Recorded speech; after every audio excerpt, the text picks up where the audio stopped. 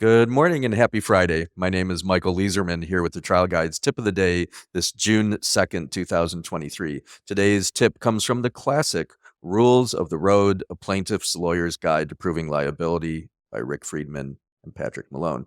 Here to read the tip today is Rick Friedman. When you reach the point in the deposition where it is time to talk about the rules, begin with the 2 or 3 rules you believe are the least controversial and supported by the most authority. Don't start with the rule, but with the authority. So, Rules of the Road, this guide, and if people listening don't have this book, go out and get it immediately, where you've made it accessible for lawyers to prove the standards, to show what the rules are. And you're saying, start with the authority for the rule. What do you mean by that? Well, I don't know. I'll just use let's say a drowning in a hotel swimming pool. Uh, there may be, so the rule might be, you should always have a life preserver on the side of the wall within easy reach. I'm just making this up, obviously, but I've never done a swimming pool drowning case. But that rule, the rule, you should have a life preserver within easy access to the pool. Uh, there's probably authority for it. What's the authority? It might be a local public health, like a city ordinance. It might be Hilton Hotels manual. Could be, anything. Whatever that authority is, what I'm suggesting here is you start with that authority. You're familiar with the city ordinance, and those city ordinances apply to this hotel. So you set the foundation, or you're familiar with the Hilton Hotel manual on swimming pools. That's intended to govern how you run this swimming pool, isn't it? So you start with that authority, and then you would move on to the rule.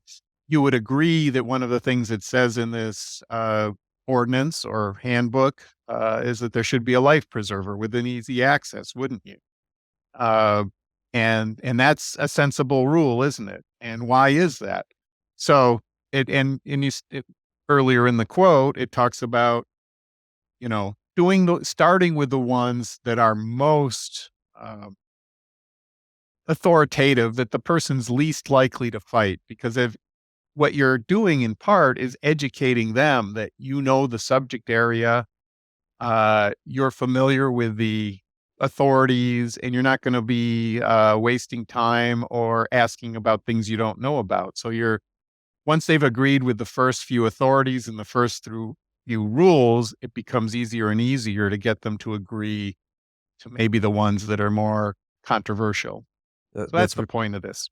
Yeah, it's very helpful. And I love your example, because you're saying, first of all, statute 123.72 says have a life preserver and easy reach. And then the second part of it is, you said, make sure it makes common sense. And of course yours does, because you took it out of your mind. You don't handle swimming pool cases, Right. but Yeah. you try to think of what's something that's so common sensible. And that's what we want to do in our cases, something that the jury would say, of course, that Yes. makes sense.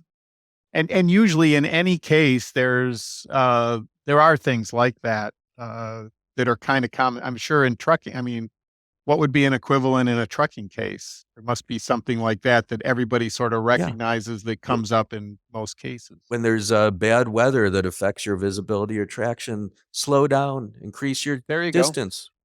Yeah, Go perfect. ahead and argue Yeah. with that one. I want you Yeah. to. There's some big verdicts with people with truck companies that Yeah. have argued with that. I bet. Yeah, great. Yeah, that's perfect. Yeah. Well, thank you for your rules of the road, and thank you for all of your wisdom and your tip of the day today. Thank you, Michael. Let's pause, take a deep breath together, and just appreciate the fact that we are alive this Friday.